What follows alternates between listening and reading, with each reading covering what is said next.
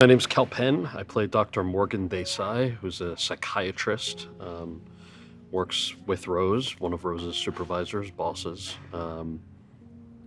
Is kind of caught up in this bizarre thriller. Morgan is not just a witness to the horror, but I think genuinely concerned through each step of the way. It's kind of one of the things I like about playing him is he cares very much for his friendship with Rose, his mentorship with her, and seeing that something's going off the rails, he's immediately concerned, wants to kind of make it better for her, and then realizes when it's a little too late exactly what might be going on. First read the screenplay, my first reaction was this is pretty crazy. I mean, the idea that whatever happens is happening by witnessing something and questioning your own sanity, and then in the case of Rose's character, knowing that you might go insane and that hasn't happened yet, and the fear that's associated with that was wild. I mean, it was one of the things that really appealed to me, because the blurred reality stuff is the stuff that I enjoy as a horror movie fan. I'm less about just straight up gore and more in the realm of something that could be possible, or you can at least understand how your mind could think something's possible,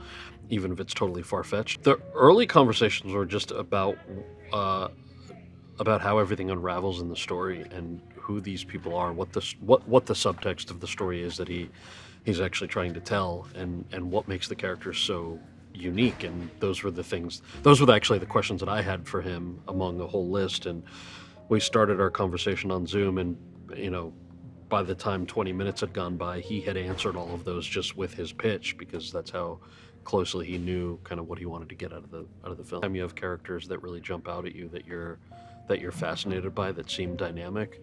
I like to look at who's playing those parts and what does that look like, but then the direction behind it. I mean, we've all seen films or been part of films where the performances aren't quite up to par, and there might be a number of reasons for that, including whether you could or couldn't trust your director. And it seemed like, in both talking to him and watching some of his earlier work, it was that perfect storm of casting people who he knew how to bring to life, and then having the real chops to be able to do it. And it was, again, since I haven't done very much horror, that was something that really appealed to me. What I like about a good script is if it draws me in, and if I find it to be believable, no matter what the circumstances are. So in this case, is my character believably going through his day-to-day, and or is it escapist? And not that there's anything wrong with the latter, but in this case, I just thought I really believe that he's going through all that, which is what makes the psychological component of the thriller that much more bizarre. Stasey's wonderful and very thoughtful, and has